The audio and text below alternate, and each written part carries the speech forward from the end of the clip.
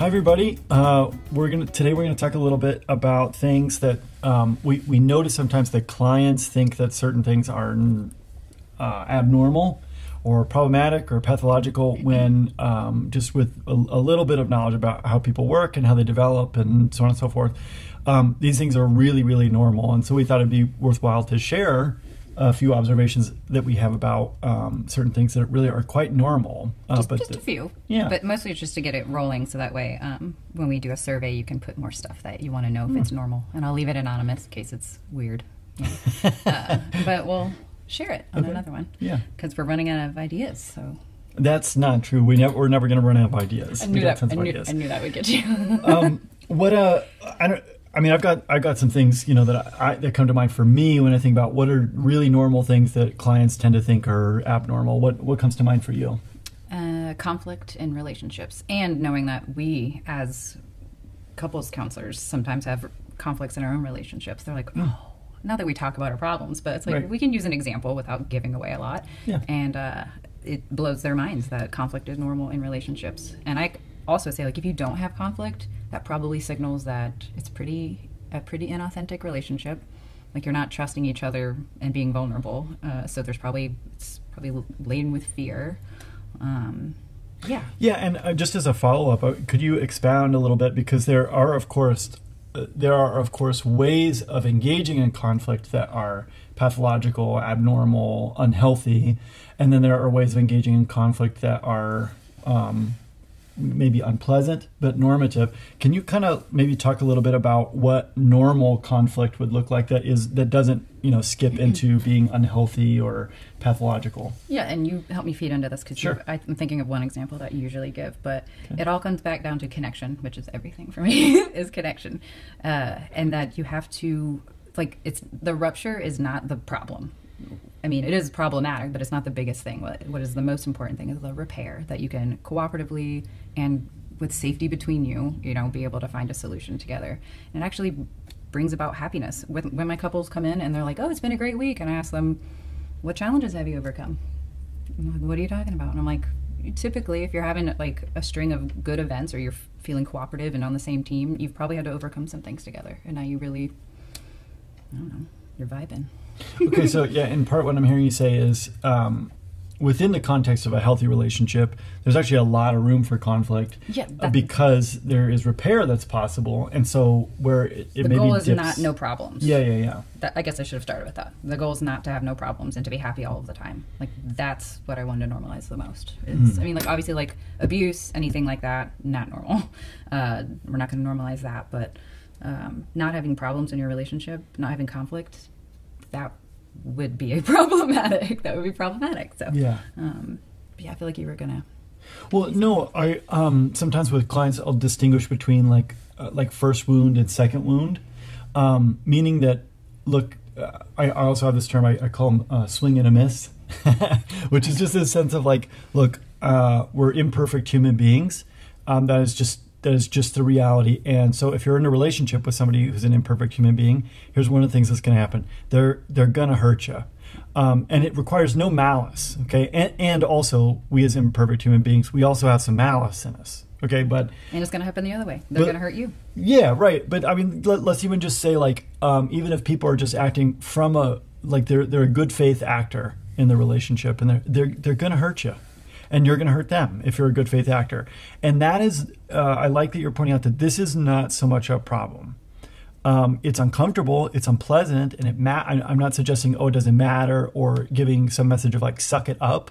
This is not what I'm saying at all. But what I am saying is, that's just part of it. That is just what it means to be in a relationship. But we could call those first wounds. First wounds are not, they don't spell trouble for a relationship. The second, third, fourth, fifth wounds that are kind of the doubling down on things. So like if I, say something insensitive or whatever, okay, you know what? Like sometimes it's going to happen. Say something insensitive. I'm not going to do that. I'm not going to do that. Not going to take that bait? Nope, not doing that. But let's say I say something insensitive. Okay, well, that's unfortunate, and it stinks and it hurts and it doesn't feel good. But then if that's brought up particularly in a civil way or whatever, but maybe even not. And then I'm able to respond with, oh my gosh, you know what? Yeah, I did say that. And wow, I can see how that was insensitive. That was not so great.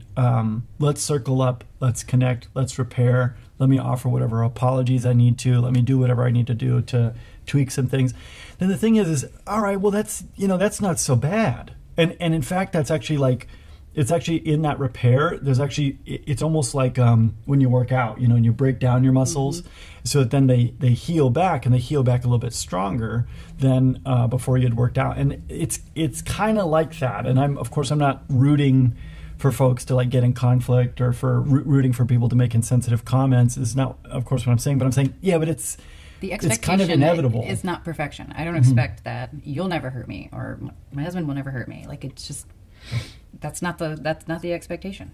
Yeah. The goal is not to upset me and hurt me, but when it happens, what are we going to do about it? And I'm with you that I find that a lot of folks, they have an argument, and it's like, oh my gosh, is the relationship okay? Because we had this argument, and it's like, well, that's. Yeah, I mean, I don't know. Maybe your relationship is okay, maybe it's not, but that doesn't hinge on whether or not you're having arguments. That's just part of it. Yeah. So okay. Any other things that come to mind that you would want to normalize? Oh, all right. Well, let's do Pareto's principle. Okay. And then if there's time for these other ones, so I'll squeeze them in really fast at the end. Boy, Paul Rasmussen is just getting a lot of airtime on this series. But he taught us something. There's something called the Pareto distribution, and you can find it in all kinds of things, but it in nature and in systems or whatever. But it's you may have heard of it before, not under that name. But a Pareto distribution is kind of a 20%, 80% split between things. And and you can find that distribution popping up in a just like all over the place. But within life, this is a lesson that we learned from Paul. Paul has this idea that, look, about 20% of life that's going to be the good stuff. And the other 80% is what he calls BS, and we all kind of think we know. And then he says, that's the burdensome stuff. And that has a chuckle. Which is always a nice little laugh to it, which is so Paul. It's so typical of him. But most people think that, like, okay, well, like maybe even really reasonable people, not idealistic people, think that life should be, 50-50. It's half good stuff, half bad stuff. And it's just not the reality. Like, the reality is that our minds and our bodies have a natural bias towards unpleasant things. Which is good, by the way. Yeah. Our bodies are wired that way to keep us alive. Like, that's one of the adaptive purposes of anxiety, which we've talked about a bunch. But it's like, I actually invite my clients when they have anxiety to be like, thanks. Just because, like, your body is trying to save you from something. It's like, hey, you're Sharon, you're in this new place. We don't go here. What are you doing here? Where's the lion? And they're like, these are really great responses. I'll sometimes paint a picture for my clients of, I say, okay, I want you to imagine that it's summertime. And we go to Alaska, and we're in this beautiful valley. And there's wildflowers and butterflies flitting from wildflower to wildflower, and there's a little babbling brook with salmon in it, that are swimming, and there's snow-capped peaks, and then about 25 yards this way there's a grizzly bear, and then there's these big tall trees and a fox frolicking through the grass and the wildflowers. And then I pause and I say, and what are you paying attention to in this little thing? And they'll say, well, the grizzly bear. And I say, and that's right. And I said, now why you got to be so negative? I just told you 25 so positive things while you're focusing on the grizzly bear, and they get this kind of sheepish face on, like, I don't know. They think that they're in trouble, but of course they're not. It's normal. That's normal, because here's the thing: if I don't pay attention to the butterfly, I don't die. Okay, if I don't pay attention to the grizzly bear, maybe I die. Maybe I get eaten. And so it's just to illustrate that it is understandable and a natural part of how we process the world that we are more bent towards negative stuff. I don't know, maybe the world really is like 50-50 halvesies on like good stuff and burdensome stuff. But our ability to perceive that, even if that's true, and actually I'm not convinced that that's actually true, but let's even say that it was, our ability to perceive that is completely negated by what cognitive psychologists call negativity bias. And so then, but there's this added problem, right, that happens where, let's say that your life is, like life is, which is, 20% good stuff and 80% burdensome stuff. But your expectation is that it should be, let's say, 60-40 the other way. Well, now not only do you have to deal with all the burdensome stuff of life, but you exacerbate the yucky stuff by saying, and it shouldn't be this way. It shouldn't be this hard. I shouldn't feel these feelings as often as I do. I should never be uncomfortable. It should only be very rare that I'm uncomfortable or afraid or anxious or sad or angry or frustrated or, fill in the blank. And that's so just to help folks understand, no, like this is just part of life. Things often, maybe even most of the time, they're either kind of neutral and bland or like genuinely unpleasant.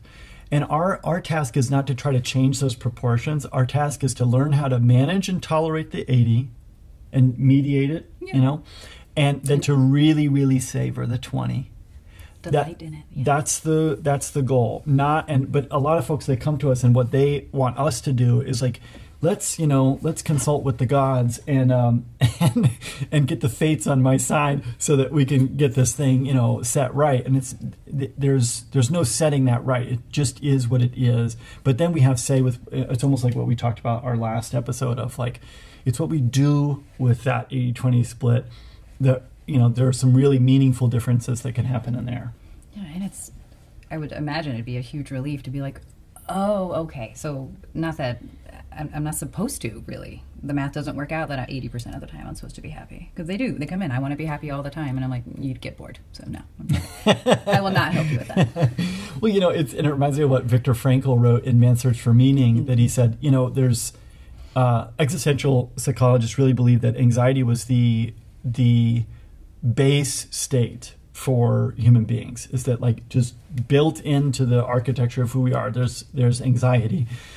And but Frankl said that we worsen it when we give people the impression that they should never be anxious, because now not only are they anxious, but they're also anxious about being anxious. Panic. And and that, which interestingly enough, that's a lot of how we treat panic disorder, is that we help people say, oh yeah, I'm feeling anxious, but I don't have to decide that, and that is so bad. And oh my gosh, what's going to happen? And am I going to die? Am I dying? Am I having a heart attack? And you pile on and pile on and pile on. Just to say, oh, there it is. That's anxiety. That doesn't feel very good. Thanks, buddy. This is unpleasant, but I'm glad you're here. That's right. What's our mission? Yeah, yeah.